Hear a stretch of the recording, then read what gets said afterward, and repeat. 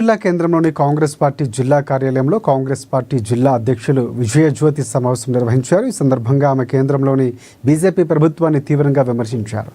మతోన్మాదం పెంచుతూ ప్రజలు రెచ్చగొడుతూ ప్రజల ప్రయోజనాలు కాకుండా కేవలం పార్టీ ప్రయోజనాలను మాత్రమే దృష్టిలో పెట్టుకునే నాయకత్వాన్ని తమకు నచ్చిన వారికి ఇస్తున్నారంటూ ఆమె ఆరోపించారు. బీజేపీ పాలనలో ప్రజల స్వరం కనుమరుగైపోతుందని వ్యాఖ్యానించింది. కాంగ్రెస్ పార్టీ మాత్రం ఎప్పుడూ ప్రజాస్వామ్య విలువలు కాపాడే విధానాన్ని అనుసరిస్తుందని పేర్కొన్నారు.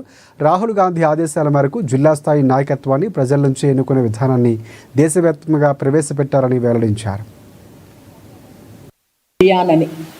ఎస్ఎస్ఏ కమిటీ అందులో ఢిల్లీ ఏఐసిసి నుంచి ఒకరు, రాష్ట్రం నుంచి ముగ్గురు, డిస్ట్రిక్ట్ నుంచి ఒకరు కలిసి 5 మందితో కలిసి ఒక కమిటీ ఏర్పాటు చేసి ఇక్కడ ఉన్నటువంటి నాయకులు, అన్ని రంగాలకు సంబంధించిన వాళ్ళు, ప్రజలు ఉద్దేశాలను తీసుకొని డిసిసి అధ్యక్షులను, నియోజకవర్గ ఇన్ఛార్జీలను అందరినీ ఎన్నుకోవాలనే ఉద్దేశంతో ఒక మంచి కార్యక్రమము కాంగ్రెస్ పార్టీ చేపట్టడం జరిగింది.